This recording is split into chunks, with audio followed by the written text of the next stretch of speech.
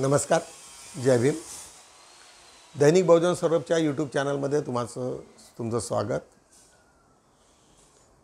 आज संपूर्ण देशात वेगवेगळ्या TV चॅनल, वेगवेगळ्या यूट्यूब चॅनलमध्ये रिझर्वेशन आणि क्रीमी लेअर याच्यावरती जे आता सुप्रीम कोर्टाने 7 बेंचच्या जजेसनी जो निकाल दिला त्याच्यावरती अनेक लोकांना फार विचार आला. अनेक लोक चिंतेत आहेत, अनेक लोक त्याच्यावरती निगेटिव्हिटी पसरवत आहेत.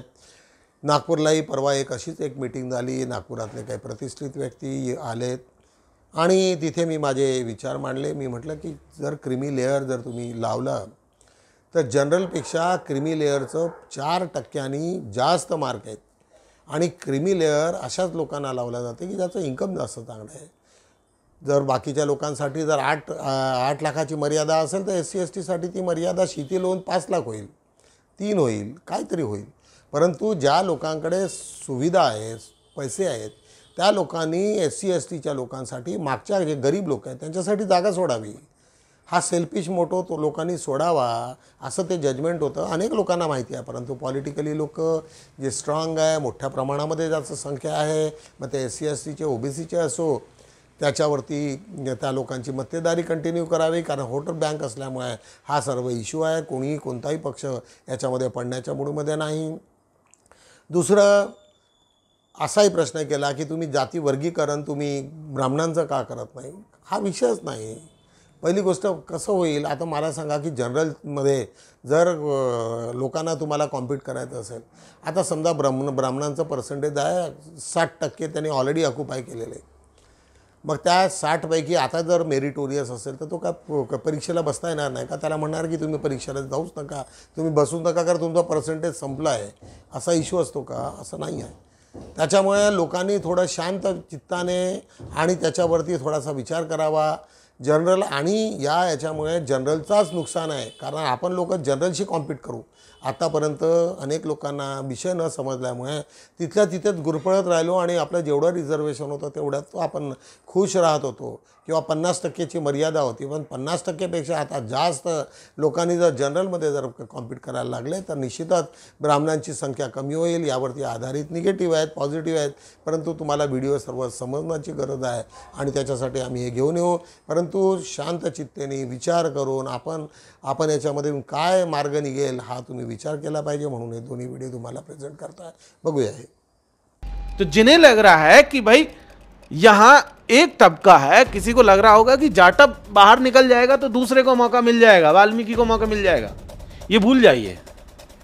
किसी को लग रहा हो कि मीणा निकल जाएगा ST से तो दूसरे को नॉन मीणा को मौका मिल जाएगा, भूल जाइए. वो जैसे होता है ना कि 2 बिल्लियों की लड़ाई में बंदर रोटी खा गया.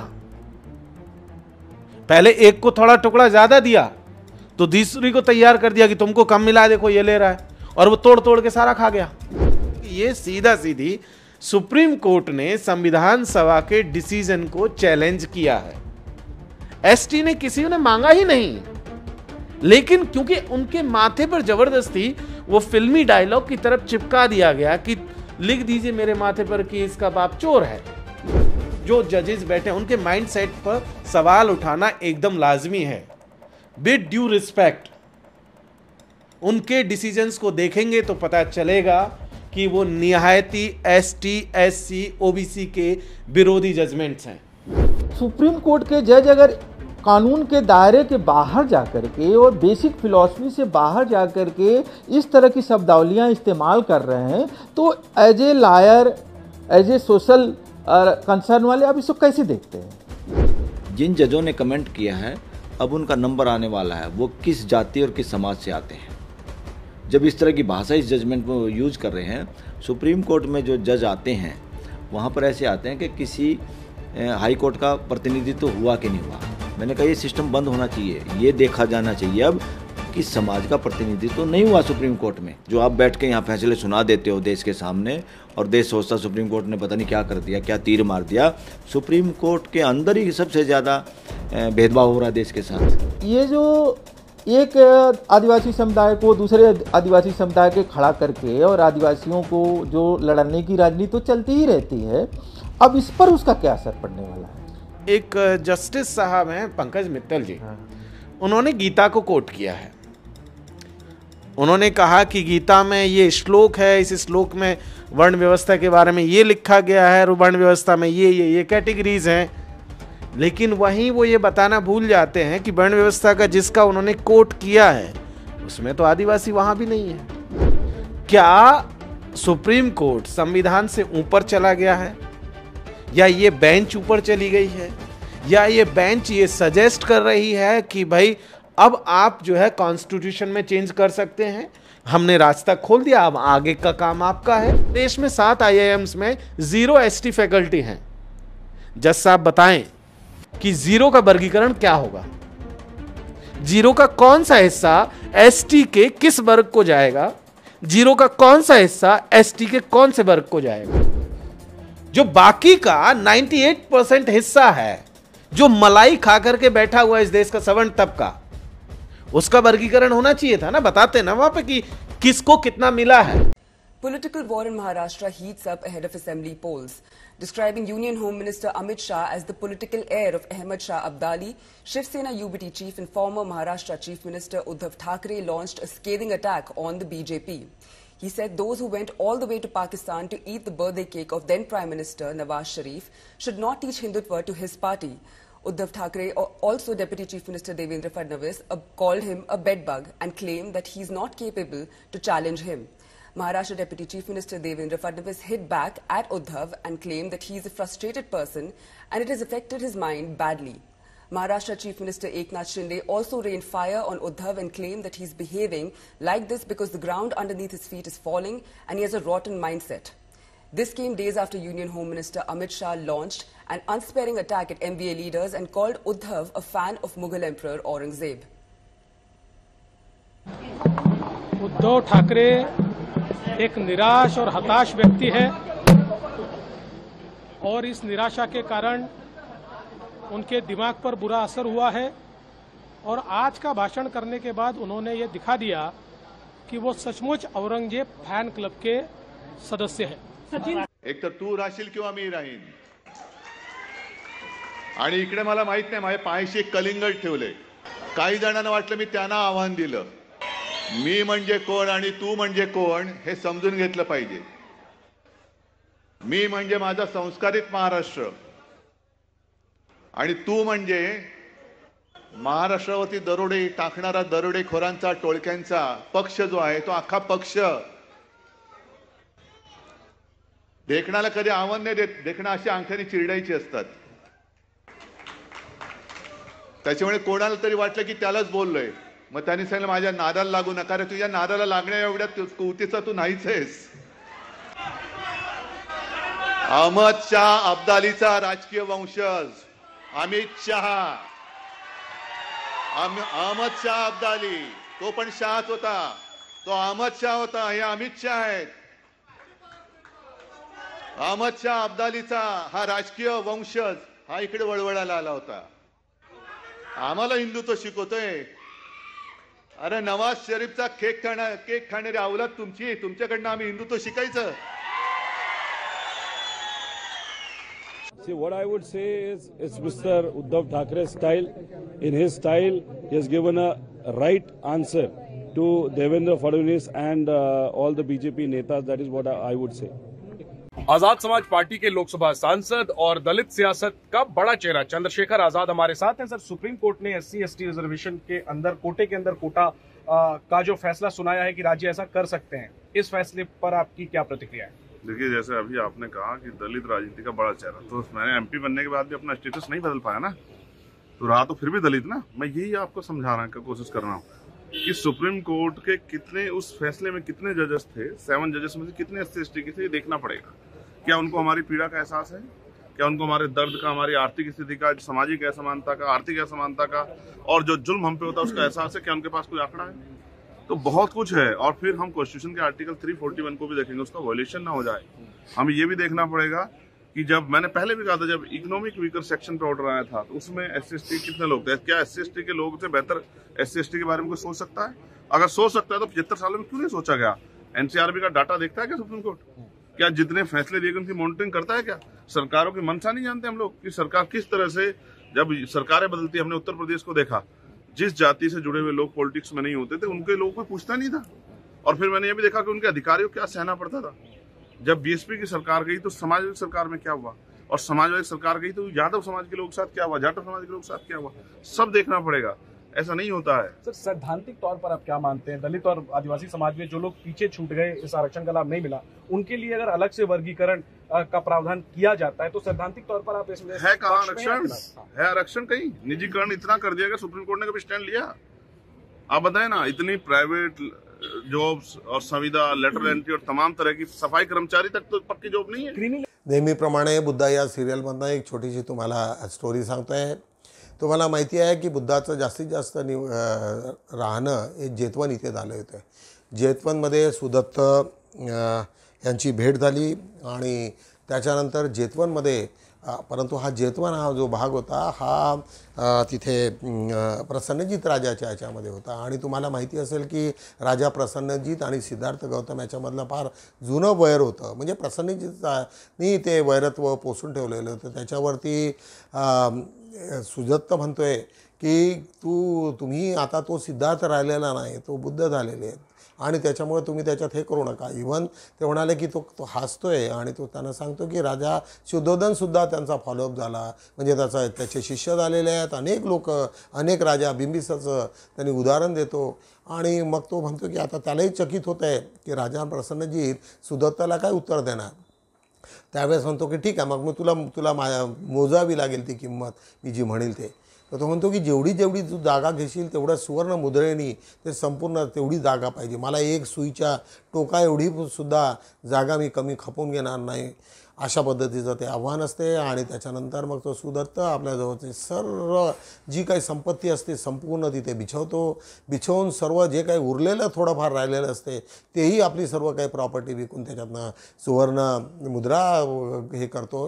आणि मग तिथे राजा प्रसन्नजीत येतात। त्याच्यानंतर तो पाहतो, त्याला आश्चर्य वाटते की एवढं कसं, आणि त्याच्यानंतर मग तो म्हणतो की ठीक आहे, आता तुम्हाला एवढं आहे तर मग तुम्ही बघा, असा हा सुंदरसा व्हिडिओ। आणि त्याच्यानंतर ह्या सर्व गोष्टी जेव्हा सिद्धार्थाला कळतात तर सिद्धार्थ म्हणतात की तू खऱ्या अर्थानं तुला म्हणजे हे झालेलं आहे, तू इनलायटन झालेलं आहेस, तुला खरी समज आता निर्माण झालेली आहे।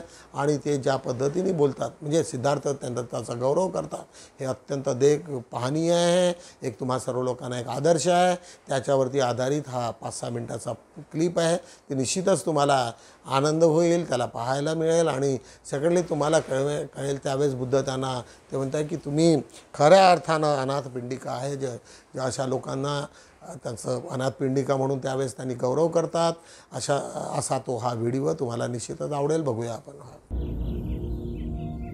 शाक्यमुनी, शाक्यमुनी,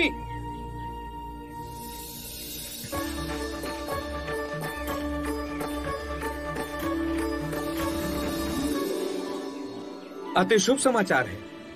सुदत्त मन के बहुत पक्के, जो उन्होंने ठान लिया वो अवश्य किया होगा। सुदत्त बड़े लजीले हैं, वे स्वयं कुछ नहीं कहेंगे, लेकिन मैं पूरी घटनाक्रम बताऊंगा।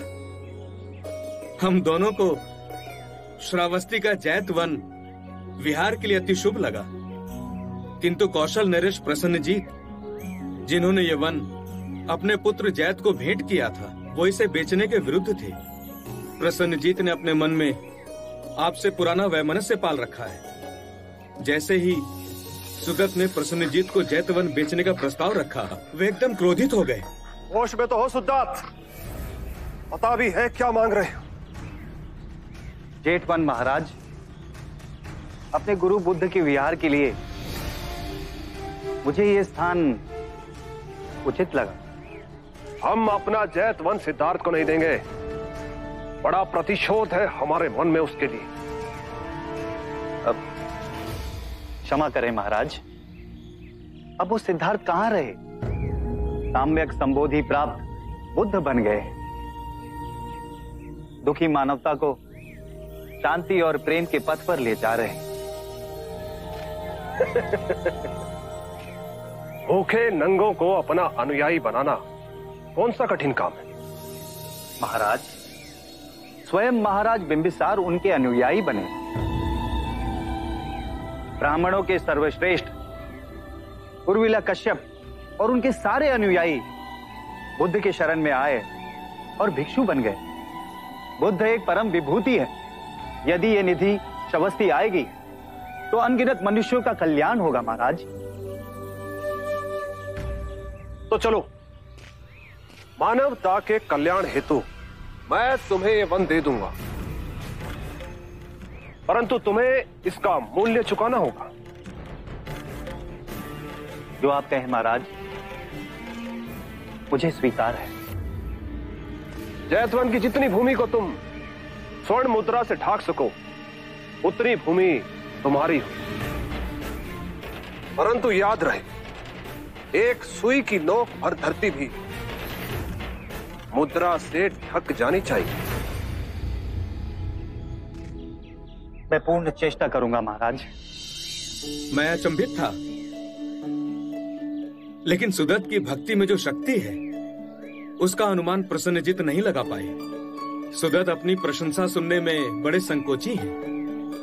इन्होंने अपने कोष की सारी मुद्राएं बैलगाड़ियों में लदवाकर जैतवन की धरती के हर कोने को पूरी तरह से ढांक दिया, और जब सब धन व्यय हो गया तो सुदत्त की जो बची संपत्ति थी उसे बेचकर और स्वर्ण मुद्राएं खरीदी और उससे हर एक कोने को ढांक दिया।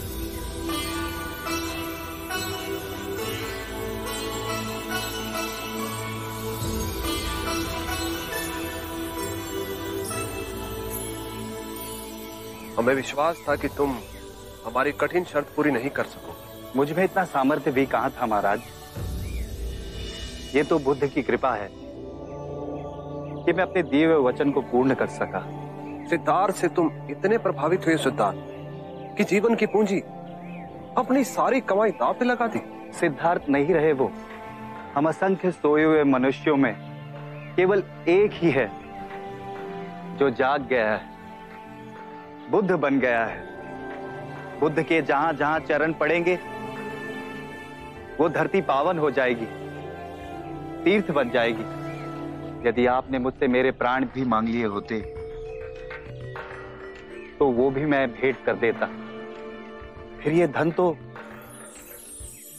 बहुत तुच्छ है महाराज। व्यक्ति के नाम के अनुसार उसके गुण, उसके आचरण बहुत कम मेल खाते हैं, परंतु जैसे तुम हो उतना ही शुभ तुम्हारा नाम भी है, अनाथ पिंडिका। अनाथ जो दीन है, जो क्षीण है, उनके लिए तुम्हारी पिंडिका सर्वदा खुली रहेगी। युग बीतेंगे परंतु तुम्हारे नाम का यश कभी नहीं मिटेगा। प्रेम से दिया हुआ रूखा सूखा भी रुचिकर हो जाता है। तुमने तो अपना तन, मन, धन सब कुछ लुटा दिया। आभार तुम्हारी इस मैत्री का। आप जेतवन पधारेंगे ना बुद्ध? अवश्य, मैं जेतवन अवश्य पधारूंगा। अभी आप अपने आश्रम में जा विश्राम कीजिए, हमें भिक्षाटन के लिए जाना है।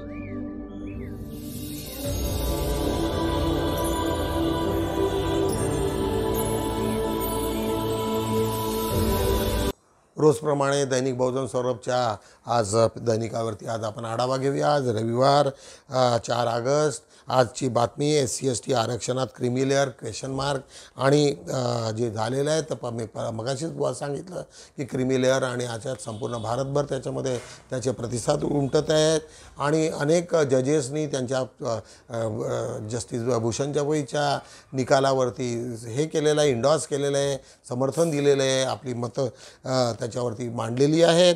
त्याच्याच बाजूला एक न्यूज आहे, नीट UG परीक्षेत व्यवस्थेला खिंडार नाही, सर्वोच्च न्यायालयाचा निकाल।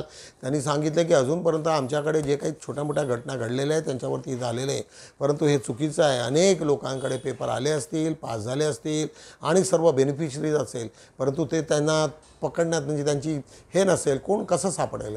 कारण ते आजकाल इंटरनेट, मोबाईल याच्यात इतकं फास्ट असतं की कलकत्त्यावरून जर मुंबईला एखाद्याला सांगायचं असेल तर विदिन नो टाईम सर्वांनी कमी उत्तरं जरी पाठवले तर कोणाला क्वेश्चनही कळणार नाही, अशा पद्धतीची ती घटना असते. त्याच्यामुळे निश्चितच काही लोकांचं नुकसान आहे आणि काही लोकांना त्याचा फायदा होईल. एक अलियापूर इथला तामिळनाडूची बाब आहे. तिथले एक मंत्री S शिवशंकरन हे एक उत्तर त्यांनी प्रश्न केला आहे की रामाचा इतिहास खोटा दिशाभूल करणारा आहे, अशा रीतीने हिंदू धर्मावरती एक मोठ्या प्रमाणामध्ये त्यांनी टीका केल्याचं त्याच्यात दिसतं आहे. आम्ही तो हेडलाईनवर घेतलेली आहे. असंच त्याच्याच शेजारी एअर इंडियातील तेल म्हणजे गल्फ हवेतला जाणारी सर्व विमाने तिथे त्यांनी स्थगिती दिलेली आहे. काही अंशी त्यांनी वेगवेगळ्या पद्धतीने उडतील. इस्रायल आणि इराणमधील तणावाच्या पार्श्वभूमीवर एअर इंडियाने हे डिसिजन घेतलेलं आहे.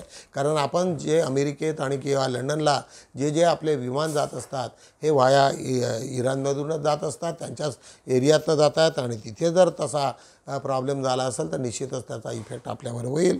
आज त्याच्या शेजारी संसद भवनातील खासदारांच्या लॉबीत पोहोचले माकड.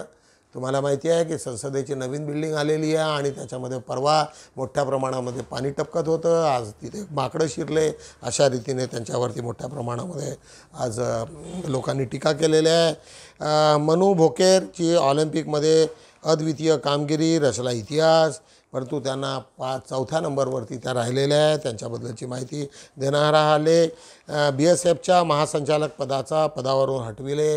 जम्मू व काश्मीरमध्ये गेल्या काही दिवसामध्ये ज्या अधिकाऱ्याकडे त्यांना ते सर्व जबाबदारी दिली होती, पण सातत्यानं तिथली परिस्थिती आटोक्यात न येता अजून तीव्र होत आहे. याच्यामुळे त्यांना हाकलण्यात आलेले आहे, काढण्यात आलेलं आहे. सत्ताधाऱ्यांच्या 11 साखर कारखान्यांना मदत. सत्ताधारी जे होते त्यांच्यावरती जास्तीत जास्त मोठ्या प्रमाणात या राज्य शासनाने त्यांना मदत केलेली आहे. जवळपास 1598 कोटी रुपयाच्या भांडवलीचा हा इश्यू आहे. 33 निमुकले चालविणार बाल वाचनालय. काही बाल वाचनालयासाठी काही पोरांची निवड केली आणि त्याच्यातनं त्यांना सांगितले हे यवतमाळची बाब आहे आणि त्यांनी पुस्तकं आणि हे सर्व जमा करून त्यांनी 33 बालकांना गोळा केलं आणि त्याच्या वेगवेगळ्या पद्धतीने कसं काय चालवायचं आणि त्याच्या कथा आणि ज्याच्यामुळे त्यांच्या विकासावरती फरक पडेल, सुधार होईल, अशा पद्धतीचं तिथे यवतमाळची बातमी आहे. आज 5-4 बघूया. दैनिक बहुजन सौरभ आणि परिवर्तन विचार मंचच्या वतीने आयोजित व्याख्यानमाला झालेली आहे. लेखिकांनी सदैव वैज्ञानिक मूल्यांची जपवणूक केली पाहिजे असं मत माजी जस्टिस अनिल वैद्य यांनी काढलेले आहे. फार चांगल्या पद्धतीचा कार्यक्रम झाला. मी सुद्धा तिथे अध्यक्षस्थानी होतो. बहिष्कृत हितकारणी सभेच्या शतकपूर्ती निमित्ताने महिला क्रांती परिषद नागपूर इथे झालेली होती. आमच्या इथे आंबेडकर भवनमध्ये या सभेत अनेक चांगल्या लोकांनी पार्टिसिपेशन केलं. उत्कृष्ट अनेक संस्थाचे लोक त्याच्यामध्ये होते आणि 1942 साली जी डॉक्टर बाबासाहेब आंबेडकरांनी जी त्यात मोठी परिषद घेतलेली होती आणि त्याच्यामध्ये अनेक महिलांनी त्याच्यात सहभागी घेतला आणि त्याच्यानंतर मग कॉन्स्टिट्यूशनमध्ये हे झालेलं आहे. तर त्याच्यामुळं जे काही झालं ते बाबासाहेबांनी ह्या नागपूरच्या बाबतीमध्ये किती प्रेम होतं आणि त्यांनी त्या स्त्रियांना मोठ्या प्रमाणामध्ये त्याच्यात बोलावलं होतं. कस्तुरचंद पार्कामध्ये ते अत्यंत त्या बाबीची सर्व आठवण म्हणून ती कार्यक्रम झाला. महाज्योतीच्या चाचणी परीक्षेत प्रवेशपत्र संकेतस्थळावर उपलब्ध. ज्या कोणी त्याने ॲपियर झाले असतील, महाराष्ट्र शासनाच्या प्रशिक्षण संस्थेच्या मार्फतली परीक्षा होती, त्याच्यामध्ये ज्या लोकांना जर काही तिथे प्रवेशपत्र मिळाले नसेल तर त्यांनी त्याच्यावरती जाऊन बघावं. माजी न्यायाधीश अनिल वैद्य यांची कांशीराम वाचनालयाला भेट. नागपूरची बातमी आहे. हिगलास भवानी विद्यालयात ऑगस्ट क्रांती पर्व. चंद्रपूरची बातमी आहे. तिथे तुकडोजी महाराज यांच्यावरती मोठ्या प्रमाणात चिमूर इथली बातमी आहे. पण तेथील क्रांती याच्यावरती हिंगलाज भवानी विद्यापीठ ऑगस्ट क्रांती तिथे पर्व सुरू झालेलं आहे. नागपूर नगरी वसविणारे गोंडराजे भक्त बुलंदशाह उईके यांची आज जयंती साजरी करण्यात आलेली आहे.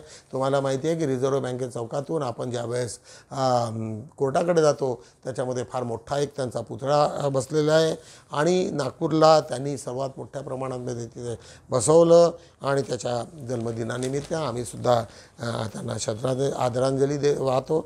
नगर परिषद गांधी विद्यालय विद्यांजली शिक्षण सप्ताह साजरा केलेला आहे.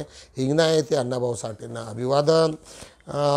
अर्जिनस के एल समूहातर्फे पर्यावरण संवर्धन कवी संमेलन तिथे झालेलं आहे मोठं. ज्येष्ठ नागरिक सभागृहात आनंदनगर नागपूरचं हे मोठं कार्य एक चळवळीचंच ठिकाण आहे आणि तिथल्या लोकांची एक मराठी प्रेरणा समूहातर्फे आयोजित याच्यामध्ये ते असा ठराव घेण्यात आलेला होता. वाचकांना आव्हान म्हणून दैनिक बहुजन सौरभनी त्यांनी सांगितलं की दैनिक बहुजन सौरभची नागपूर शहरात सतत मागणी वाढत आहे. आपल्या घरी जो पेपर देतो त्यांच्याकडे दैनिक बहुजन सौरभनी मागणी करावी. आमच्या वर्तमानपत्राची स्वतंत्र अशी कोणतीही वितरण व्यवस्था नाही. त्याच्यामुळे तुम्हाला जर त्याला सांगितलं तर तो निश्चितच तुम्हाला आणून देईल किंवा जर त्याने आणलं नाही तर त्यांना सांगा की बाकी पेपर टाकू नको, तर तो ताबडतोब त्या तुमच्या याला तो प्रतिसाद देईल. त्यात आमचा अग्रलेख नाही, रविवारी आमचा अग्रलेख नसतो. पण आजचं टायटल आहे कोणी कौतुक करो वा टीका लाभ तुमचाच. कौतुक प्रेरणा देते तर टीका सुधारण्याची संधी होते. जे कोणी टीका करतात त्याच्यापासून तुम्हाला अनेक काही गोष्टी शिकायला मिळतात. धर्मापेक्षा संविधान सर्वोच्च आमचे मित्र डायरेक्टर सुरेंद्र बुराडे यांचा हा लेख की आज जिकडे तिकडे ज्या धर्माला जास्तीत जास्त लोक प्रोत्साहन देत आहेत परंतु आज भारतीय संविधानाला देण्याची गरज आहे. तेच आजच्या दृष्टिकोनातून अत्यंत महत्त्वाची बाब आहे. एक पॉलिटिकली याच्यावरती राजकारणावरती अशोक सरस्वती बोधी यांचा हा लेख अत्यंत महत्त्वाचा आहे. टायटल आहे विधानसभा निवडणुकीत लढण्याची आंबेडकरी राजकीय पक्षांची तयारी. परंतु तयारी दाखवून काय करणार, लोक नाही, संघटना नाही आणि जे कोणी होते त्यांच्याकडे आजकाल काही राहिलेलं नाही. अशा अवस्थेमध्ये त्यांनी चांगल्या पद्धतीने विश्लेषण करणारा हा लेख. या झोपडीतसुद्धा माणूस राहतो सम्यक उजड व्यापणारी गझल. एक कवी प्रकाश बनसोड यांचा हा गझल संग्रह 2004 मध्ये दगदगला निखारा. 2013ला माणूस आणि आता या झोपडीतसुद्धा राहतो अशा पद्धतीच्या त्याच्या अनेक संग्रह आज प्रकाशित झालेला आहे. त्याच्यावरती आज एक सुंदरसा लेख प्रशांत नागदेव ढोले यांच्या प्रतिक्रिया आज तुम्हाला वाचायला मिळतील. अतुलनीय आचार्य मोबा दोंदे 4 ऑगस्ट जयंती निमित्त विशेष लेख. आज तुम्हाला माहिती असेल की प्रबोधनकार व अत्यंत प्रभावी व्यक्तिमत्व डॉक्टर बाबासाहेब आंबेडकरांचे विचार घरोघरी पोहोचवण्यासाठी ज्यांनी आयुष्य हे केलेलं आहे ते उत्तर दक्षिण आपल्या याची इथले सातारा सांगलीच्या भागातले त्यांचं सहसा काय असते की तेवढ्या तिकडच्या अनेक लोकांची नावे आपल्याला माहिती नसतात परंतु ते तिथे जे मोठ्या प्रमाणामध्ये काम करतात त्यांचा काही ना काही परिचय. आज हा लेख मिलिंद मानकर यांनी ते लिहिलेले की त्यांचं कार्य किती मोठं होतं याच्यावरती हा लेख निश्चय वाचनीय आहे. आज पान तीरवरती बघूया. आभासी ग्रुप क्रांती याच्यावरती लिहिणारा एक विकास आमचे विलास गजबे आताच निवृत्त झालेले आहेत. आता दैनिक बहुजन सौरभचे ते सक्रिय तिथे रेग्युलरली त्यांचं ऑफिस आता आलेलं आहे त्याच्यामुळे ते सातत्यानं लिहित असतात. त्यांनी ज्या त्यांच्या वेगवेगळ्या पैलूवरती त्यांनी जे अनुभव केलेले आहेत त्याच्या आधारे हा जो आभासी ग्रुप क्रांती हा कसा डेव्हलप झालेला आहे त्याच्यावरती लिहिलेलं आहे. आज काव्य फुले आमचे मित्र भीमराव गायकवाड यांच्या याच्यामध्ये आज मोठ्या प्रमाणामध्ये कविता लिहिण्यात आलेल्या आहे. आईच्या संदर्भातलं चिंतन देवानंद पवार यांची कविता दिसते. डॉक्टर विनायक तुमराम यांची कविता आहे. माझी रमा आई याच्यावरती हरिकिसन हटवार यांची कविता आहे. वारसदार यांच्यावरती RS तायडे यांची कविता आहे. एक बापच होता ज्ञानेश्वर रक्षक आज त्यांच्या वडिलांच्या स्मृतिप्रित्यर्थ एक मोठा कार्यक्रम घेतलेला आहे.